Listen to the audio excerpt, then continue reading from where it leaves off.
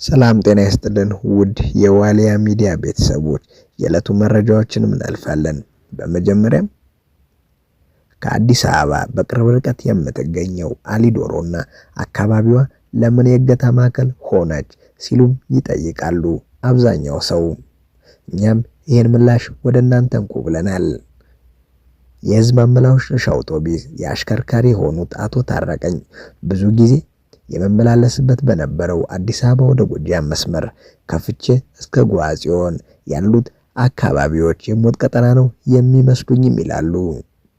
በዚያ መስመር ሲመደቡ ወደ አእምሯቸው የሚመጣው ሞት አሊያም ቤተሰቦቻቸው ከእገት ማስለቀቂያ መጽዋዕትም ሲጠይቁ ነው።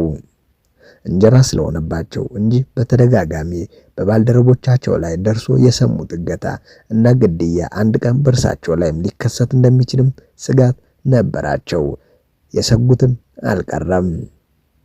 ከሁለት ወር ገደማ በፊት በጠዋት ስራ ቦታቸው ተገኝተው ከ50 በላይ መንገደኞችን አሳፍረው ወደ ደብረ ማርቆስ ለማቅናትም ጉዞ ጀመሩ። እንደ ወትሮ ሁሉ ለጉዞ ከተነሱ በኋላ የመንገድ ቅኝታ እስከሚደረግ ድረስ ከአዲስ አበባ መውጫ ላይ ባሉ ኬላዎች ቆመው ጠብቀዋል። እርሳቸው እንደሚሉት ተሽከርካሪዎች አዲስ አበባ መውጫ ላይ በጫንጮና በፊቼ ከተሞች በሚገኙ ኬላዎች ላይ ለረጅም ሰዓታት እንዲቆሙ ተደርጎ የመንገዱ ደህንነትም ይጣራል። ቅኝቱም የሚካሄዱበት በየአካባቢዎች የሚገኙ የመንግስት የጸጥታ ኃይሎች ናቸው። አቶ ታረቀኝና ሌሎች አሽከርካሪዎች ከኬላዎች የተነሱት መንገድ ደህንነት ከተረጋገጠና እንዲያልፉ ከተፈቀደላቸው በኋላ ነበር። ሆኖም መንገዳቸውን ሳያገባድዱ ነበር ድንገት የተኩስ ሩምታ የተከፈተባቸው። ጥቃቱ የተከፈተባቸው ከእገታ ጋር ተያይዞ ስሟ ከሚነሳው አሊዶሮ ቀበሌ ሳይደርሱ ባለች ትንሽ መንደር ላይም ነበር። ታጣቂዎቹ ወደ 30 ገደማ ይሆናሉ የሚሉት አቶ ታረቀኝ ከእርሳቸው በፊት ይጓዙ የነበሩ አውቶቡስ ካመለጧቸው በኋላ እርሳቸው ሲደርሱም ተኩሱ ድንገት እንደተከፈተባቸውም ይናገራሉ። እንድንቆም ቢጠይቁን እነርሱ መሆናቸውን ስለምናውቅ እንቆም ነበረ፣ ግን ተኩሱ ነበር የከፈቱት። እኔም ለማምለጥ ስል ነዳሁት ይላሉ። መቆም ያልቻሉትም በዘነበባቸው ጥይት የተሽከርካሪውን ጎማ ከተመታ በኋላ ነው። ድንጋጤ ውስጥ ስለነበሩ አንድ እግራቸው ላይ ከባድ ጉዳት እንደደረሰም ያወቁት ከመኪናው ለመውጣት ሲሞክሩ እንደነበረም ይናገራሉ። እንደምንም ወርጄ በደረቴ እየተሳብኩ ከመኪናው መንገድ ከወጣው በኋላ በአንድ እግሬ እየዘለልኩ ስሮጥም ደረሱብኝ። ቆማለሁ ስል ወደኩ። ሌሎቹ ወደ መኪናው እየተኮሱ ተሳፋሪው እንዲወርዱ አደረጉ በማለት ሁኔታውንም ያስታውሳል። እያገላበጡ ሲፈትሹኝ እንደሞተ ሰው ዝም አልኳቸው። ኪሴ ውስጥ የነበረ ገንዘብና ስልክም ወስደው ሙቷል ብለው ጥለውኝ ሄዱ። ታጣቂዎቹ ትተዋቸው ከሄዱ በኋላ ግን በግምት ከ30 ደቂቃ በኋላ ሌላ ተኩስም መሰማት ተጀመረ። ይህ የህይወታቸው የመጨረሻ ሰዓት ነበር የመሰላቸው። ታጣቂዎቹ ሊጨርሱኝ ድጋሚ መጡ ነበር የመሰለኝ። ነገር ግን የመንግስት የጸጥታ ኃይሎች ናቸው። አይዟችሁ ደርሰንላችኋል ብለው ከወደቁበትም አነሱኝ። አቶ ታረቀኝ እና ያሳፈሯቸው መንገደኞች ላይ የተፈጸመውን ጥቃት እንደሚያሳይነት ጨልፈነው እንጂ ከቅርብ ዓመታት ወዲህ ይህ በርካታ የሚያልፉበት ተደጋጋሚ ክስተትም ነው ሲሉም ይናገራሉ። ከፍቼ ጓጽዮን ያለውን መንገድ እንዲህ ሲል ያስረዳል ሹፌሩ። ሲራክ ይባላል። በአውራ ጎዳናው በሳምንት ውስጥ ቢያንስ 4 ጊዜ ይመላለሳል። የጭነት መኪና በማሽከርከር በሚያገኘው ገቢ ራሱንና ቤተሰቡን የሚያስተዳድረው ሲራክ አካባቢውን የሚያልፈውም በጭንቀት እንደሆነም ይናገራል። ከፍቼ እስከ ጓጽዮን ድረስ ያሉት የኦሮሚያ ክልል አካባቢዎች እጅጉን አስጊ ቦታዎች መሆናቸውንም ይጠቅሳል። ሲራክ እንደሚለው ከፍቼ እስከ ሙካ ጥሪ፣ ከገርበ ጉራቻ እስከ ጓጽዮን ባሉት አካባቢዎች በመንገደኞችና በአሽከርካሪዎች ላይ በርካታ ወንጀሎችም ተፈጽመዋል።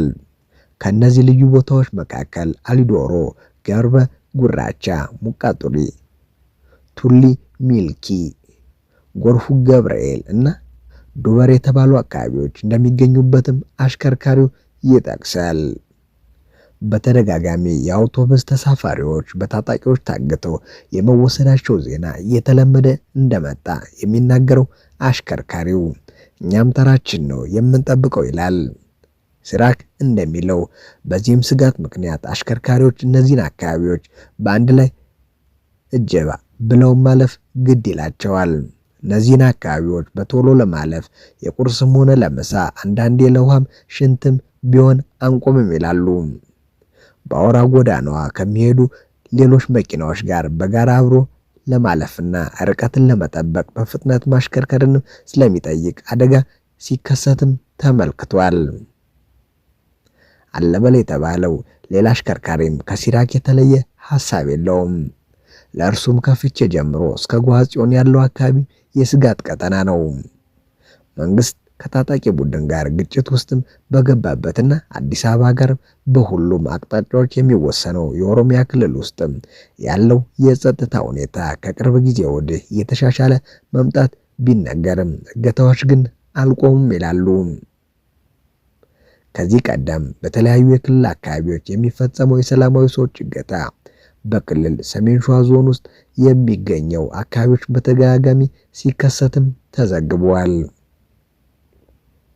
ከእነዚህ አካባቢዎች መካከል ኩዩ፣ ወረ ጃርሶ፣ ደገም፣ ሂዱብ አቦቴ፣ ያዮ ገለሌ የተሰኙ ወረዳዎችም በተለይ ይጠቀሳሉ። በደገም ወረዳ ስር የምትገኘው አሊዶሮ ቀበሌ እና የወረ ጃርሷ ከተማ ቱሉ ሚልኪ እንዲሁም የኩዩ ወረዳ ከተማ ገርበ ጉራቻ የእገታ ወንጀል ከሚፈጸምባቸው አካባቢዎች ስማቸውም በዋናነት ይነሳል። አሊዶሮ ግን ዋነኛዋ ማዕከል ናት። አሊዶሮ የህዝብ ማመላለሻ አውቶቡስ መንገደኞች ብቻ ሳይሆኑ የጭነት መኪና አሽከርካሪዎችም በስጋት የሚያልፉባት አነስተኛ ቦታ ነች። ማለፍ የሚችሉትም እድል የቀናቸው ናቸው። ቢቢሲ ያነጋገራቸው አሽከርካሪዎች ለምን ከዚህ አካባቢ የእገታ ወንጀሎችም እንደተበራከቱ እንደማያውቁም ይናገራሉ። ሆኖም ጉዳዩ ፖለቲካዊ ሳይሆን እንደማይቀርም ግምት አላቸው። ድርጊቱን የሚፈጽመው ሸኔ የሚባለው ታጣቂ ቡድን እንደሆነ ነው የምናውቀው። በአብዛኛው በዚህ አካባቢ የሚንቀሳቀሱ የአማራ ተወላጆችን ኢላማ ያደርጋሉ ሲሉም ብሔር ኢላማ በማድረግ መንግስት ላይ ጫና ለማሳደር የሚጠቀሙበት መንገድ እንደሆነም ያስረዳሉ። በሌላ በኩልም ታጣቂዎቹ ገንዘብ አቅማቸውንም ለማጎልበት ሲሉ እገታውን እንደሚፈጽሙ አሽከርካሪዎቹ ይጠቅሳሉ። በዚህም ታጋቾችን ለመለቀቅ ከመቶ ሺዎች እስከ ሚሊዮኖች የሚደርስ ገንዘብም ይጠየቃሉ። ታጣቂዎቹ ከጭነት አሽከርካሪ ይልቅ የህዝብ ማመላለሻ ላይ ትኩረት ያደርጋሉ የሚለው ሲራክ፣ ይህም በአንድ ጊዜ በርካታ ሰዎችን ለመያዝ እና በርካታ ያለ ገንዘብ ለመጠየቅ ሲሉም የሚያደርጉት መሆኑንም ይገልጻሉ። የበርካታ ታጋጅ ቤተሰቦች የጠየቀውን ገንዘብ መክፈል ስለማይችሉ በእምነትና በገበያ ስፍራ፣ በለቅሶ፣ በሰርግና በሌሎች ማህበራዊ ክንውኖች ላይ ገንዘብ ሲለምኑም መመልከቱንም ይናገራሉ። በፊት ለውጭ ሀገር ሕክምና ገንዘብ ለመሰብሰብ በየመንገዱ ምጽዋት እንደሚጠየቀው አሁን ላይ የታገቱ ቤተሰብን ለማስለቀቅ የሚለምኑ ሰዎች ነው የምናየው። ምንም እንኳን በአካባቢው የፌዴራል ፖሊስ፣ የመከላከያ ሰራዊት አባላትና የኦሮሚያ ክልል የጸጥታ ኃይሎች ቢኖሩም ብዙውን ጊዜ የሚደርሱት ድርጊቱ ከተፈጸመ በኋላ መሆኑን ጥያቄ እንደሚፈጠርበትም ይጠቀሳል። አሁንም በአካባቢው ሚሊሻዎች የተነሱ ነው የደረስኩት። ምንም እንደሚያጋጥመኝ አላውቅም። እንግዲህ እንደ ድሌ ነው የማልፈው ብሏል ሲራክ ለቢቢሲ ባናገረው ወቅት። በቅርቡ በተፈጸመ እገታ በታጣቂዎች ጉዳት የደረሰባቸው አቶ ታረቀኝም እርሳቸው ያሽከረክሩት በነበረው አውቶቡስ ላይ ጥቃት የተፈጸመው አሊዶሮ የተባለ አካባቢ አቅራቢያ እንደሆነም ጠቅሰው ከአሊዶሮ በ1 ኪሎ ሜትር ርቀት ላይ የመንግስት የጸጥታ ኃይሎች እንደነበሩም ይናገራሉ። ኢስት ሲሚንቶ ፋብሪካ አካባቢ የመንግስት የጸጥታ ኃይሎች ነበሩ። ወንጀሉ በጠራራ ፀሐይ ሲፈጸም በቅርብ ርቀት ላይ ሆነው እያዩና እየተኮሱ ነበር። ሆኖም ታጣቂዎቹ ህዝቡንም አሳልፈው ይዘው ሲሄዱ በአፋጣኝ የደረሰ አካልም የለም ይላሉ። በዚያም መስመር ለመጓዝ የመንግስት ቀድሞ የጸጥታ ቅኝትም ይደረጋል የሚሉት አቶ ታረቀኝ ሰላም ነው ተብለው መንገድ ቢጀምሩም ከዚህ ጥቃትና እገታም አላመለጡም። ይህም የመንግስት ኃይሎች የሚሳተፉበት የተቀነባበረ ሴራ እንዳለም እንዲጠረጥሩም አስገድዷቸዋል። እገታውን የፈጸሙት በኦሮሚያ የሚንቀሳቀሱት ታጣቂዎች እንደሆኑ ከለበሱት ልብስ እና ከሁኔታቸው መረዳታቸውንም አቶ ታረቀኝ ይናገራሉ። መንግስት ኦነግ ሸኔ ሲል በሽብር ቡድንነት የፈረጀው የኦሮሞ ነጻነት ሰራዊት ታጣቂ ቡድን በአካባቢው በተደጋጋሚ ለሚፈጽሙት የእገታ ወንጀሎችም ይከሰሳል። ታጣቂ ቡድኑ ግን ባለፈው ዓመት በአማራ ክልል ተነስተው ወደ አዲስ አበባ ሲጓዙ የነበሩ 100 በላይ መንገደኞችን እዚያው አካባቢ መታገታቸውን ተከትሎ ለቀረበበት ክስም በሰጠው ምላሽ እጁ እንደሌለበት ገልጾ ጣቱንም የመንግስት አካላት ላይም ቀስሯል። አሊዶሮ ከአዲስ አበባ በስተሰሜን 142 ኪሎ ሜትር ርቀት ላይ የምትገኝ ትንሽ ቀበሌ ስትሆን የምትገኘውም መዲናዋን ከአማራ ክልል ጋር በሚያገናኘው ዋና ጎዳናዎች እንደሆኑም ይናገራሉ። ቀበሌዋ በኦሮሚያ ክልል ሰሜን ሸዋ ዞን ደገም ወረዳ ውስጥም የምትገኝ ናት። ስያሜውንም ያገኘችው በድሮ ጊዜ በዶሮ እርባታ የተሰማሩ አሊ የተባሉ ግለሰብ ስሟንም ተከትሎ እንደሆነም ይናገራሉ። በኦሮምኛ ቋንቋ ሙካ ቁሌ በሚል ስምም ትታወቃለች። ቢቢሲ እንዳነጋገረቻቸው አንድ የአካባቢው ተወላጅ ከሆኑ ሙካ ቁሌ የዛፍ አይነት ነው ብለዋል። ከቅርብ ጊዜ ወዲህ ግን ይህች አነስተኛ መንደር በሚበቅልባት የዛፍ አይነት ሳይሆንም በእገታ ወንጀል ነው ስሟ ጎልቶ የሚነሳው። ቢቢሲ ያነጋገራቸው የአካባቢው ተወላጆች እንደሚሉትም በአካባቢው እገታ የተበራከተው የኦሮሚያ ክልል ታጣቂዎች እንቅስቃሴ ከወለጋ ወደ ሸዋ መዛመቱንም ተከትሎ ነው። ቀበሌዋ በግራና በቀኝ ያያ ጉለሌ እና ህደብ አቦቴ በሚባሉ ታጣቂ በስፋት በሚንቀሳቀሱባቸው ወረዳዎች የተከበበች እንደሆነችም ነዋሪዎቹ ይናገራሉ። ታጣቂዎቹ በስፋት ሰፍረው የሚገኙትም ሙገር በረሃ ውስጥ ነው። በመሆኑም የሙገር ወንዝን ተከትሎ ቤኒሻንጉል ጉሙዝ ክልል መተከል እና ሆሮ ጉሩ ወለጋ ድረስም የሚዘልቅ ሰፊ በረሃ ውስጥም በስፋት ይንቀሳቀሳሉ። ሙገር ወንዝ የአባይ ወንዝ ገባር ሲሆን ኦሮሚያ ክልል ሰሜን ሸዋ እና ምዕራብ ሸዋን ጨምሮ እስከ ወለጋ ሆሮ ጉሩ ድረስም ይዘልቃል። ታጣቂዎቹ ቀደም ብሎ በስፋት ወለጋ አካባቢንም ይንቀሳቀሱ እንደነበረም የሚገልጹት አንድ የአካባቢ ተወላጅ ከአንድ ዓመት ወዲህ እንቅስቃሴያቸውን ወደ ሸዋ የመጣው በወለጋ በተከሰተው የወባ በሽታ ምክንያት በርካታ ታጣቂዎች ከተጎዱ በኋላ እንደሆነም ይጠቅሳሉ። ባለፉት ዓመት ነሐሴ ወር ላይ ታጣቂዎቹ በስፋት ይንቀሳቀሱበት በነበረው የክልሉ ቄለምና ምዕራብ ወለጋ ዞኖች በነበረው የጸጥታ ችግር ምክንያት የጤና ተቋማት አገልግሎት ባለመስጠታቸው እና የመንግስትም ከቦታ ቦታ ተንቀሳቅሶ መድኃኒት ማስተራጠት ባለመቻሉ በርካታ ሰዎች በወባ በሽታ መሞታቸውን በስፋትም ተዘግቦ ነበር። ከእነዚህም መካከል ታጣቂዎቹ እንደሚገኙበትም ይገመታል። የተባበሩት መንግስታት የእርዳታ ማስተባበሪያ ጽሕፈት ቤት በወቅቱ ባወጣው ሪፖርትም በኢትዮጵያ በ6 ወራት ውስጥ ብቻ ከ2 ሚሊዮን በላይ ሰዎች በወባ በሽታ መያዛቸውን የገለጸ ሲሆን ከህሙማኑ 35 በመቶ በኦሮሚያ ክልል የሚገኙ መሆናቸውንም አስመልክቶ ነበር። በሌላ በኩል መንግስት በክልሉ የሚገኙ ሌሎች አካባቢውን አጠናክሮ የወሰደው እርምጃ ታጣቂዎቹን ወደ ማዕከል እንዳስጠጋቸው የሚነገር ሲሆን ታጣቂዎቹ ግን ለዚህ የእንቅስቃሴ አድማሳቸው እየሰፋ መምጣቱንም ይገልጻሉ። ቢቢሲ ይህንን ማረጋገጥ ባይችልም ታጣቂ ቡድኑ ከአዲስ አበባ በቅርብ ርቀት በሚገኙ አካባቢዎች እንደሚንቀሳቀስም ይነገራል።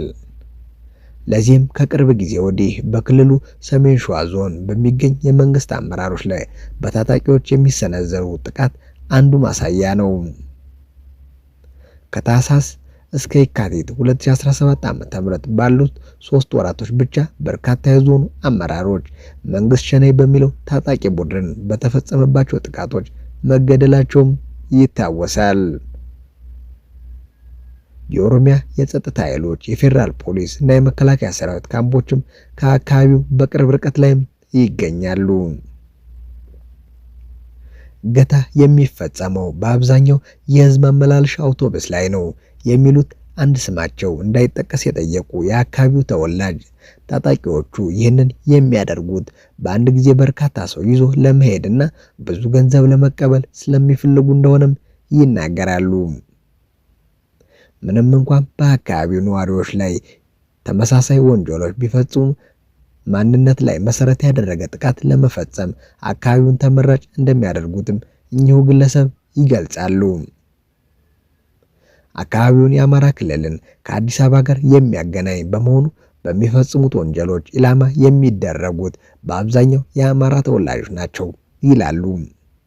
አካባቢውን የሚያውቁና የመንግስት ውስጥ አዋቂ የሆኑ አንድ ሌላ ግለሰብ በበኩላቸው በአካባቢው የታጣቂዎች እንቅስቃሴ ቢኖርም ወንጀሉ የሚፈጸምበት ቦታ አስቸጋሪ የሚባል እንዳልሆነም ይናገራሉ። እኚህ ውስጥ አዋቂ በአካባቢው የሚፈጸመውን እገታ እና ጥቃትም የሚፈጸመው ማን ነው የሚለውን ጉዳይም አጠያቂ መሆኑንም ይጠቅሳሉ።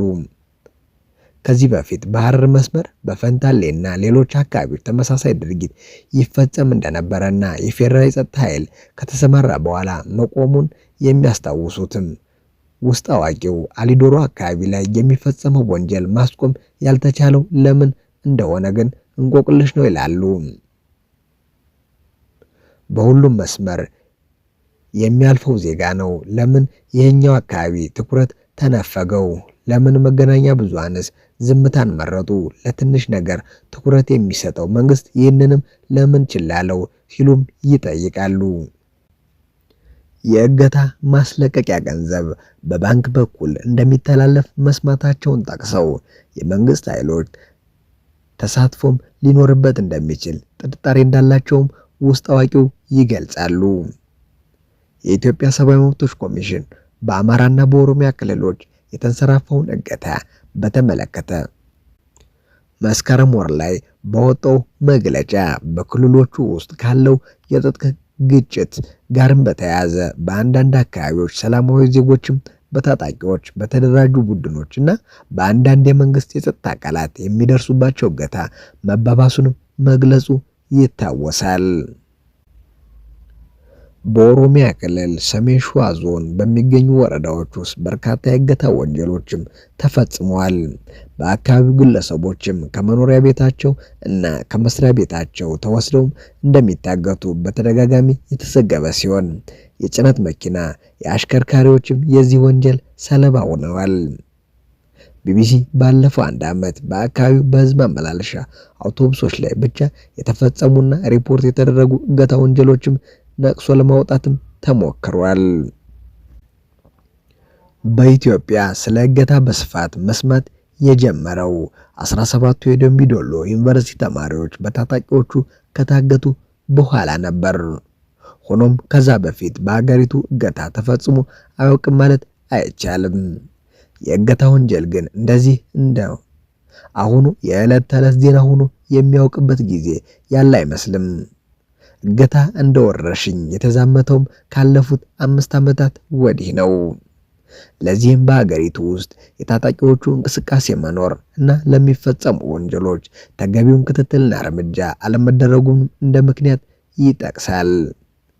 የደምቢ ዶሎ ዩኒቨርሲቲ ተማሪዎች እገታ በተመለከተ በመንግስት በኩል የተሰጡ ምላሾችና በወቅቱ የነበሩ ውዥንብሮች በተደጋጋሚ ተመሳሳይ ወንጀሎች በተለያዩ ቦታዎች እንደሚፈጸሙ ነበር እንደተከፈተ ቢቢሲ ያነጋገራቸው አንድ የሰብአዊ መብት ተሟጋች ይናገራሉ። የተማሪዎች እገታ የሚከታተል በጠቅላይ ሚኒስትር አብይ የሚመራ ግብረ ኃይል ተቋቁሞ የነበረ ሲሆን ባለስልጣናቱም የተጎጁ ቤተሰቦችንም አግኝተው አነጋግረዋል። ሆኖም ግብረ ኃይሉ የደረሰበትን ሳያሳውቅ ተማሪዎቹም የደረሱበት ሳይታወቅ ዓመታትንም ተቆጥረዋል። የኢትዮጵያ ሰብአዊ መብቶች ተሟጋች ማዕከል ዋና ዳይሬክተር ያሬድ ኃይለ ማርያም እንደሚሉትም አጋች የሚባሉት አካላት አንድም ጊዜ ለፍርድ አለመቅረባቸው መደበኛ ስልክ እየተጠቀሙ ታጋቾችን ለመልቀቅ በገንዘብ ሲደራደሩ እንዲሁም በባንክ ገንዘብ ሲተላለፍ ትኩረት ተሰጥቶ ክትትል አለመደረጉ ወንጀሉንም አባብሶታል። በአሊዶሮ አካባቢ ተደጋጋሚ እገታ መፈጸሙንም አንድም አካባቢው ላይ ያሉ የጸጥታ አካላት ኃላፊነታቸውን እየተወጡ አለመሆኑን አሊያም ይህ ድርጊት ከሚፈጸሙ ወንጀሎች ጋር ግንኙነት አላቸው ብሎ መጠርጠር ይቻላልም ይላል። ይህ የህግ መላላት መኖሩን መንግስት የህግ የበላይነትን እያስከበረ አለመሆኑንም የሚያመለክት እንደሆነም የሰብአዊ መብት ተሟጋቹ ይናገራሉ። ዜጎች የሚደርስባቸው ችግር ራሳቸው ጠይቀው ራሳቸው መልስ መስጠት ከጀመሩ ቆዩ የሚሉ አንድ የተቃዋሚ ፖለቲካ ፓርቲ አመራር በበኩላቸው መንግስት እየተንሰራፋ ያለው ወንጀሎችን ጆሮ ዳባ ልበስ እንዳለም ይገልጻሉ። የመላ ኢትዮጵያ አንድነት ድርጅት የህዝብ ግንኙነት ኃላፊ ታጠቅ አስፋ በእገታና ጥቃት ስጋት ምክንያት አሁን ላይ ከወከላቸው የፓርቲ አባላት ጋር ያላቸውን ግንኙነት በአየር ጉዞ እና በስልክም ተወስኗል ይላሉ። መጋቢት ወር 2017 ዓ.ም ውስጥም 2 ሳምንት ባልሞላ ጊዜ ውስጥ በአንድ ቦታ ላይም አሊዶሮ አካባቢ ተመሳሳይ ወንጀል እንደተፈጸመ የሚጠቅሱት አቶ ታጠቅ አካባቢው በአሰቃቂ ድርጊት ሲወረር የሚወሰደው እርምጃ የለም ሲሉም ይወቅሳሉ። ከ3 ዓመት በፊት ለማደራጀት ስራ ወደ ባህር ዳር ሂጄ ነበር። ወደ አዲስ አበባ እየተመለስኩ ሳለ የአባይን በረሃ ሳንሻገር በርካታ ተሽከርካሪዎች ተደርድረው ቆመዋል። ተሽከርካሪዎቹ የቆሙት በአንድ የጭነት ተሽከርካሪ ላይ ጥቃት ተፈጽሞ መኪናውም በመገልበጡ ነው። ሹፌሩና ረዳቱ በጥይት ተመተዋል ሲሉም እማኝነታቸውን የሚናገሩት አቶ ታጠቅ አካባቢው በመከላከያ ቁጥጥር ስር መዋል የቻለው ከ15 ደቂቃ ገደማ በኋላ እንደነበረም ያስታውሳሉ። እንዲህ አይነት ወንጀሎች የሚፈጽሙት የመንግስት የጸጥታ ኃይሎች ከስፍራው ከተነሱ በኋላ መሆኑም ጥያቄ እንደፈጠረባቸውም ያስረዳሉ። የአካባቢው ነዋሪዎችም በተለያዩ ጊዜያት አደባባይ በመውጣት ሰላም እንዲመጣ ተማጽኗቸውን በተደጋጋሚ አሰምተዋል። በኢትዮጵያ አሜሪካ ኤምባሲ በኢትዮጵያ ውስጥ ገንዘብ ለማግኘት እየተፈጸመ ያሉ ሰላማዊ ሰዎች እና የተማሪዎች እገታም እንዲቆም ጥሪ አቅርበዋል።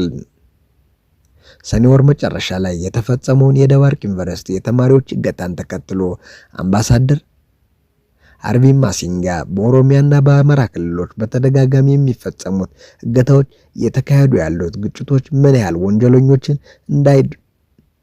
እንዳይደፋፈሩ እና የህግ የበላይነት እንዳዳከሙም ያሳያልን ብለዋል። መንግስት በተለያዩ ጊዜያት በታጣቂ ቡድኑ ላይ እርምጃ እየወሰደ እንደሆነ ሲገልጽም ቢቆይም በተለያዩ አካባቢዎች በሰላማዊ ሰዎች ላይ የሚፈጸመው ጥቃቶችና እገታዎችም ማስቆም ግን አልቻለም ሲል ያትታል ቢቢሲ ኒውስ አማርኛ።